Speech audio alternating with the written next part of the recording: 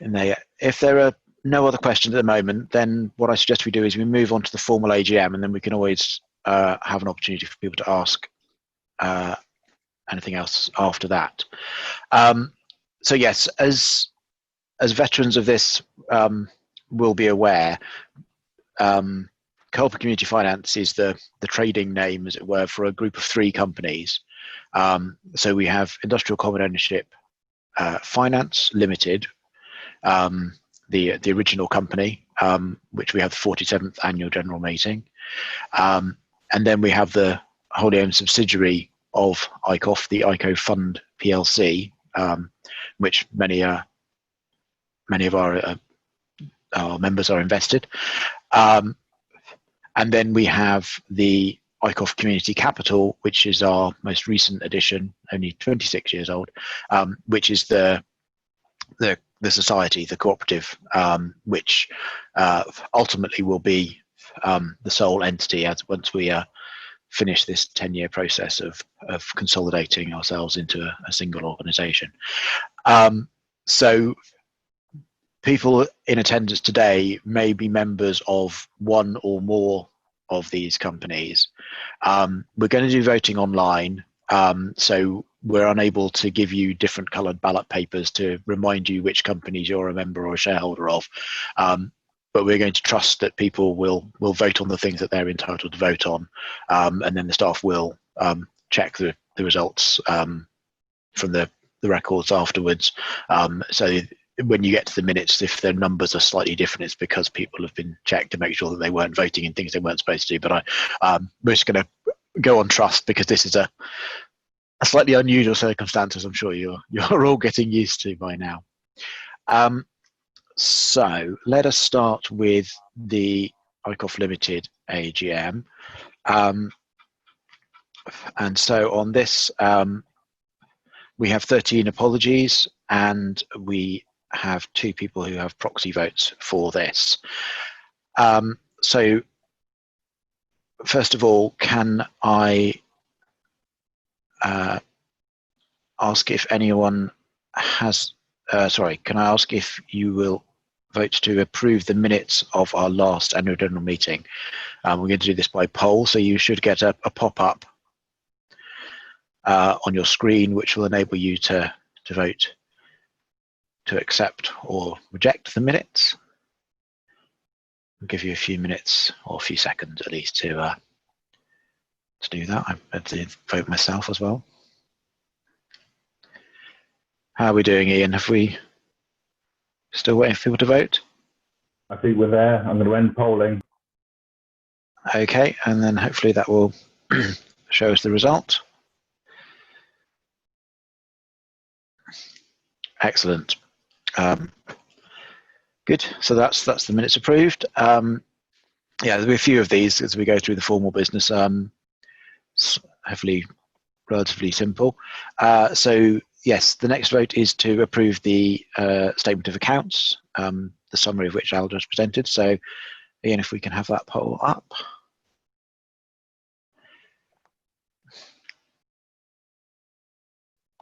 And then are we okay? Has everyone voted, Ian?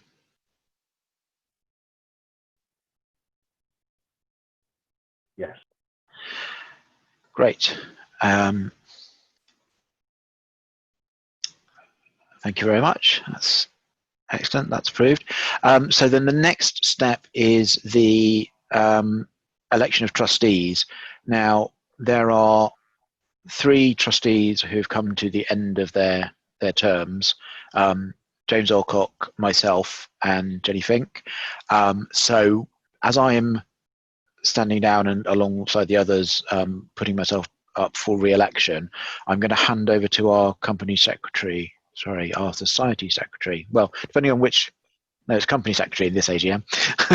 Our company secretary, to run the elections for directors. Okay, thank you very much, John. So as John said, we have 3 trustees standing down. They have nominated themselves for a further term. and we've received no other nominations. So perhaps it would be nice for each of them to introduce themselves. So James, would you just like to say a few words? Hello, good afternoon. I'm James. So I'm currently Chief Exec of Plunkett Foundation. I joined the board of CCF in 2017, and very keen to restand again this year. Particularly have always been interested in communities, and I guess from my Plunkett background, what I really enjoy about CCF is sort of bringing the power of communities to this area of work, and particularly a rural perspective as well, and wish to continue bringing in contacts and knowledge and skills from that sector. Thank you very much, John. James, sorry. Jenny, would you like to say a few words?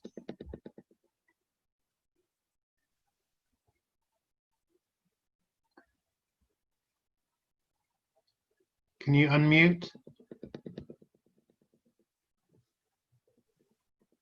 Right, I'll start again. Yeah, on your literature, you will see that I'm down as Jenny Smith, but I've recently had a name change and I'm now Jenny Fink. Jenny? I'm retired now, but in an active kind of retired way.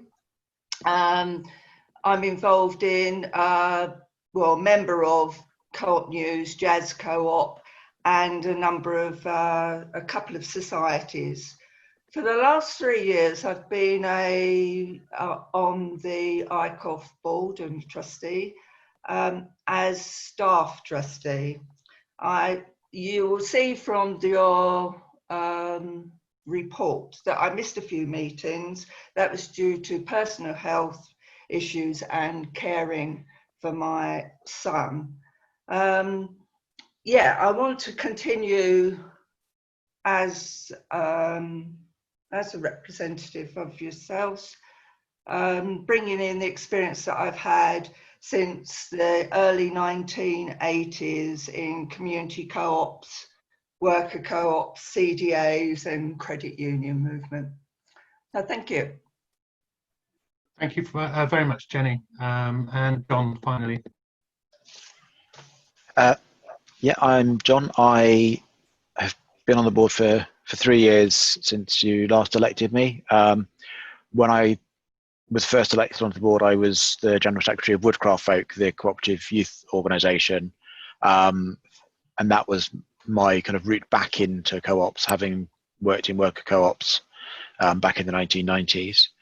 I now, for my day job, work in the voluntary sector in an organisation that is almost a co-op. That's nearly there. It's not quite, but it's unusual in that it's a flat structured, employee-owned voluntary organisation rather than a traditional charity. Yes, I took over as chair from Joe White a couple of years ago, and keen to continue and help the organisation to continue to grow. Thank you very much, John. Even though there's no other people standing, in the past people have been elected NEMCOM, but given we're sort of playing with our new technology, we are going to invite members and shareholders to vote on these elections. So if you'd like to vote now.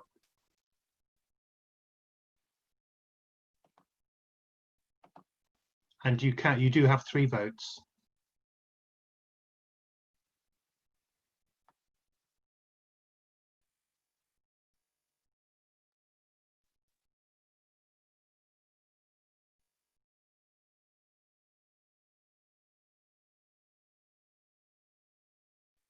Okay, do we have the results? Wonderful. I therefore announce that James Alcock, John Knott and Jenny Smith are duly elected to the board of ICOF Ltd. Thank you very much. Jenny Fink, but thank you. Great, thank you very much. So then there's one final vote in this AGM, which is to reappoint our auditors, Jeffrey Wilson. So if we could have the poll for that.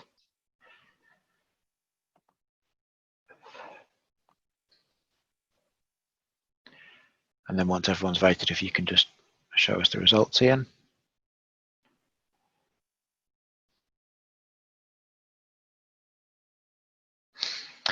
Great, thank you very much. So that concludes the AGM of ICOF Limited. We'll move on now to the PLC AGM. So we have one apology and one proxy. Can I just say, John, since I gave you those numbers, we now have 4 apologies and 1 proxy. Oh, thanks, Al. Yes, so again, moving through you've already had the financial presentation from Al. So if we move through, vote on the minutes of the last meeting, pop that up.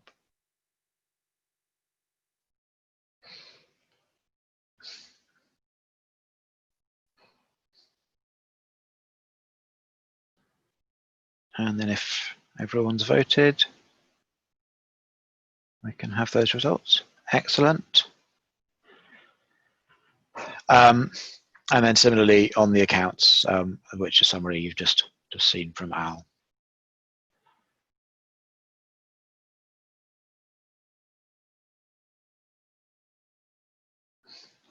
So just give everyone a few seconds to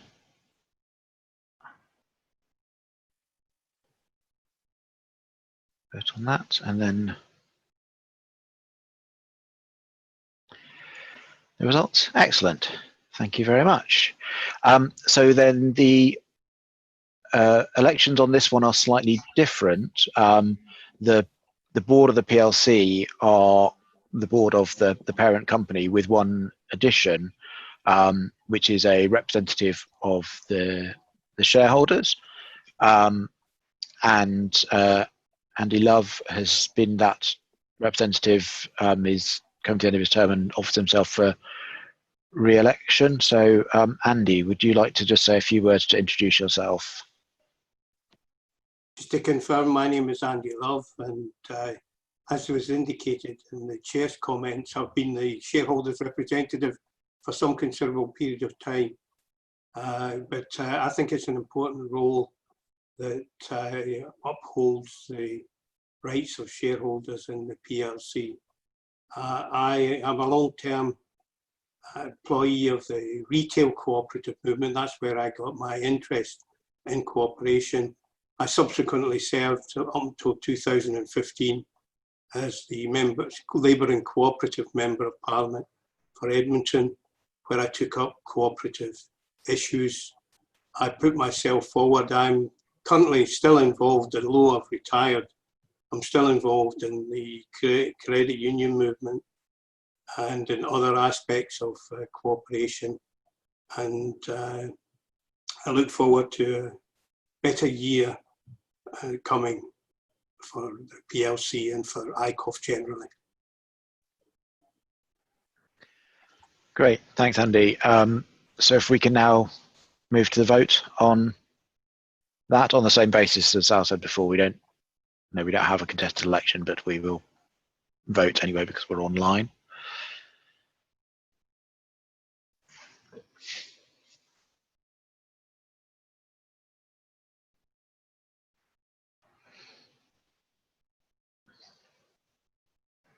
Okay, excellent. Thank you very much. So that concludes the AGM of the PLC, and now we just move on to the third and final of our AGMs for the ICOF Community Capital. At the time my notes were written, we had 6 apologies and 2 proxies. Is that still the case, Al? 9 apologies, 2 proxies. Okay, great.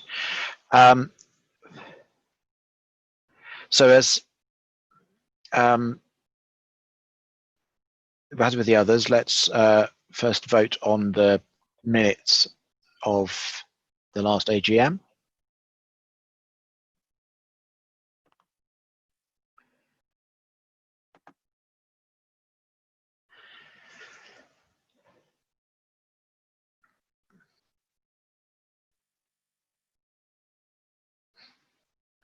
Okay, thank you very much.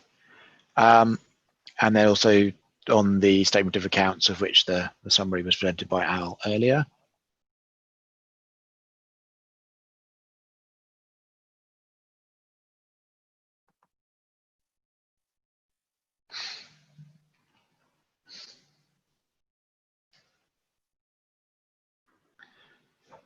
Okay, thank you very much. So now we move on to the unique aspects of the ICC AGM, and as Al indicated earlier, we are proposing that the society pay 1% interest this year. Last year we proposed and paid a 0.25% interest, which is the first time in over a decade that we'd paid interest on holdings, which is a positive sign of the direction we're moving in, that we're now in a position for the second year running to pay interest and also to pay increased interest. So obviously that's subject to the members' approval, and if you would like to vote now.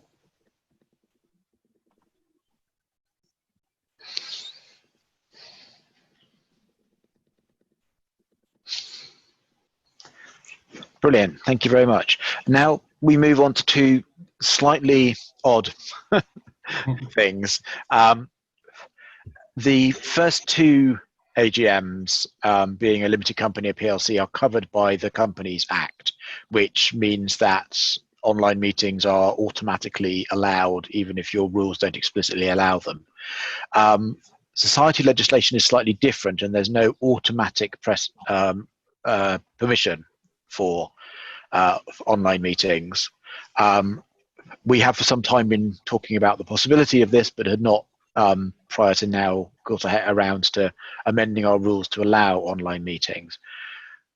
Obviously, we're in a very difficult situation at the moment that a physical meeting is not possible. So we took advice from Co-ops UK, who have been working very closely with the FSA, and their advice was that it is better to have an online meeting that is not completely within your rules than to not have an AGM and not have the democracy at all.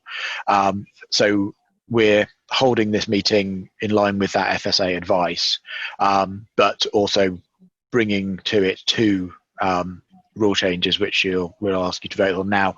One of which is to amend our rules to say that meetings like this in the future would be within the rules rather than extraordinary.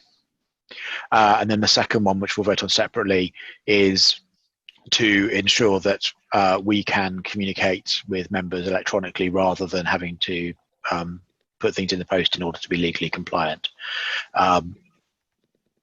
So if we can first move to vote on the first rule change, which is to amend the rules to enable electronic meetings in future.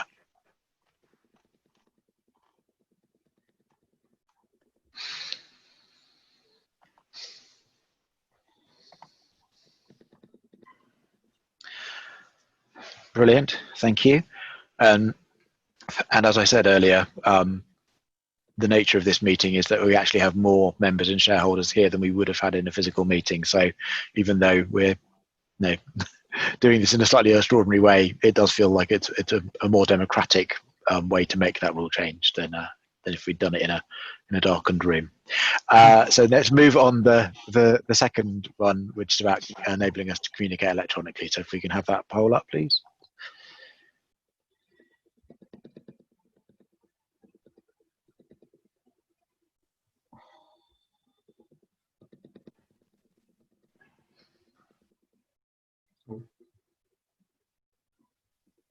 Okay, that's up now, so if we can vote.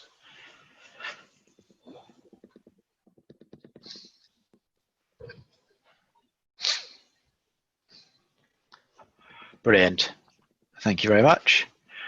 And then the next item is to elect the directors. As with the first AGM, there are 3 directors coming to the end of their term and putting themselves forward, of which I'm one, so I'll hand over again to Al to administer the election. Okay, thank you, John. So we have James, Alcock, John Knott and Jenny standing down. We received no other nominations. So we're voting for James, John and Jenny. You have 3 votes each, so if I'd like to move to a vote now, please.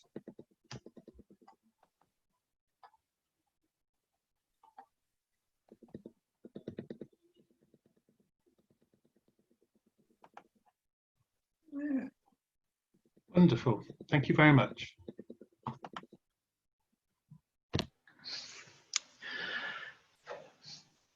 Great. And then one final vote in this AGM to reappoint the auditors.